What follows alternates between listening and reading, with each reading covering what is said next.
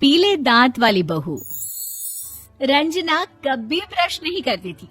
उसे कितनी बार उसके माँ बाप ने डांटा, लेकिन उसका कोई असर उस पर होता ही नहीं था, जिस कारण से उसके दांत पीले पीले हो जाते हैं।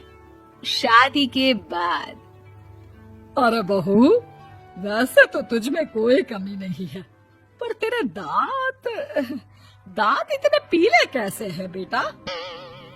कैसे मतलब? कोई सर्जरी थोड़ी ना कराइए। वो तो क्या नाम, मैं ब्रश नहीं करती थी तो पीले हो गए। अब क्या करूं? आप कहें तो लाल करवा लूं या फिर काले? यार ये क्या है, क्यों माँ से लड़ रही हो? लड़ रही हूँ?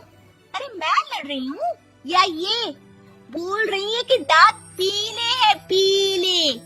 अरे तपस्या थोड़ी ना की है इन्हें पीले करने के लिए।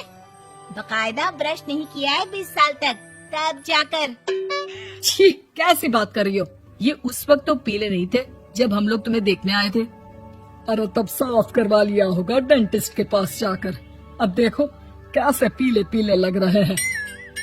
रंजना सास की तरफ गुस्से से देखती है। फिर शुरू हो गई पीले पीले पीले। अरे पीले तो तब भी थे जब मेरे हाथ का रसगुल्ला उड़ा उड़ा कर खा रही थी और बोल रही थी, लड़की नहीं गुणों का खजाना दे रहे भाई साहब आप। खैर, अब वो लोग करते भी तो क्या करते, पीले दांत वाली बहू पल्ले पड़ी थी तो झेलना तो था ही। एक दिन कीर्तन में रंजना गाना गा रही थी। अरे कमला बहन, माँ का द्वार है, यहाँ तो सब शुद्ध होकर आते हैं, फिर अपनी बहू को ब्रश भी नहीं करवाती तुम। दूर से पीले पीले दांत भक्ति में बाधा उत्पन्न कर रहे हैं। अरे कोई 2 साल के बच्चे थोड़ी ना लेकर आई हूँ मैं बहू बनाकर। अच्छी खासी लड़की है, अरे कैसे करवाऊं ब्रश? ये तो उसे खुद करना चाहिए ना। अब माँ बाप तो इसके जैसे तैसे निपटा दिए, ये नहीं सोचा कि सास कैसे संभालेगी। सास बहू को लेकर घर आ जाती है, लेकिन सोच लेती है कि अब इसे लेकर कहीं नहीं जाएगी। अगले रोज बहू कहती है, अरे क्या हो गया, मंदिर नहीं जाना क्या? कीर्तन का वक्त हो रहा है। मेरी मधुर वाणी से कान्हा जी जागते हैं और सोते हैं। आप तो जानती है ना उनकी भक्ति में कितना मन लगता है मेरा। वो क्या है ना, तबीयत ठीक नहीं लग रही है मेरी, आराम करूंगी मैं। तबीयत ठीक नहीं लग रही? अभी तो मिथुन के गाने पर नाच रही थी आप, और अब बोल रही है कि तबीयत ठीक नहीं लग रही। अरे भक्ति में मन लगा लो सासू माँ, ऊपर जाना है, क्या मुंह दिखाओगी आप? हाँ? सास को बहू की बात पर गुस्सा आ जाता है। मैं क्या मुंह दिखाऊंगी, इसकी चिंता तो ना कर, समझी? अपने मुंह की चिंता कर, जो ये पीले पीले दांत लेकर हर जगह पहुंच जाती है। पता है लोग कितना मजाक बनाते हैं। ना जी ना, मैं नहीं जाना कहीं तेरे साथ। तो ये बात है। कोई ना, मत जाओ, मैं अपने कमरे में ही बैठकर भक्ति कर लूंगी। ऊपर वाला दांत थोड़ी ना देखता है, मन देखता है, भावना देखता है। और अरे बस बस, तू सब कुछ दिखा, बस ये सफेद चमकदार दांत ना दिखाना किसी को, है? जा यहाँ से। बहू को सास की बात का कोई फर्क नहीं पड़ता, वो तो जैसी थी वैसी ही रह जाती है। सुबह नहाकर किचन में खाना बनाना, फिर खाना खाना, कीर्तन भजन करना और सो जाना। एक दिन, माँ जी मैं सहेली के घर जा रही हूँ, शाम को लेट आऊंगी। हाँ हाँ तो जाना, मैंने कौन सा तेरी आरती करनी है घर पर बैठकर। रंजना सहेली के घर जाती है, जहाँ वो पार्टी में जाने की तैयारी कर रही होती है। अरे शिखा, कहाँ जाने की तैयारी कर रही है? मैं गलत वक्त पर आ गई क्या? अरे नहीं यार, उल्टा सही वक्त पर आई है। मैंने ये साड़ी और ज्वेलरी निकाली है यार, शाम को इनके ऑफिस की एक पार्टी में जाना है। बताना कैसा लग रहा है ये सब? नहीं यार, इस ड्रेस के साथ तो वो वाली ज्वेलरी अच्छी लगेगी। हाँ हाँ सही बोल रही है, मैंने ध्यान ही नहीं दिया। वैसे तो हमेशा से मस्त फैशन सेंस रखती है। तो बड़ा जाती होगी ना पति के साथ पार्टी में। रंजना कुछ नहीं बोलती, बस सोचती है कि यार काश ये बात सही हो जाती। पर मैं क्यों नहीं जाती पार्टी में? क्या इन लोगों की कोई पार्टी होती नहीं होगी?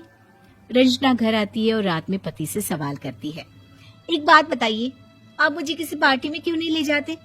क्या आपकी यहाँ ऑफिस में पार्टी नहीं होती? पति बेचारा क्या कहता कि दांत पीले हैं तुम्हारे इसलिए। अरे कोई पार्टी होती नहीं हम लोगों के ऑफिस में, तो कहाँ से लेकर जाऊं? और मार्केट, मॉल, कहीं वीकेंड घूमना, कहीं तो। अरे यार, सारे हफ्ते में एक छुट्टी मिलती है, तो सोचता हूँ कि आराम ही कर लूं। क्यों? रंजना मन मार के रह जाती है। पहले कभी सास के साथ मंदिर जाया करती थी, लेकिन वो भी सास ने ले जाना बंद कर दिया। घर बैठी बैठी रंजना बोर हो जाती है। तभी उसे आइडिया आता है और वो मायके जाने का सोचती है। सासू माँ, 2 दिनों के लिए मम्मी के घर जा रही हूँ। अच्छा अच्छा ठीक है, आराम से जा। और हाँ, माँ से कुछ अच्छी आदत सीख कर आना कि कैसे शरीर के हर भाग की तरह दांतों की सफाई भी जरूरी होती है, समझी? शुरू हो गई ना आप। वो लोग आपकी तरह नहीं है कि छोटी छोटी बात का बतंगड़ बना दे। उन लोगों के लिए मैं मायने रखती हूँ, ना कि मेरे पीले पीले दांत। रंजना माँ को बिना बताए उन लोगों को सरप्राइज देती है, लेकिन जैसे ही वो दरवाजे पर पहुँचती है, अंदर देखती है कि घर वाले कहीं जा रहे होते हैं। अब माँ, काश रंजना दीदी के दांतों वाली प्रॉब्लम नहीं होती, तो वो भी हम लोगों के साथ चलती ना बुआ जी की बेटी की शादी में। हाँ बेटा, लेकिन अब उसे कौन समझाए कि उसको उसके पीले दांत नहीं दिखते, लेकिन उसके आसपास के लोगों को कितना एम्बैरेसिंग फील कराते हैं।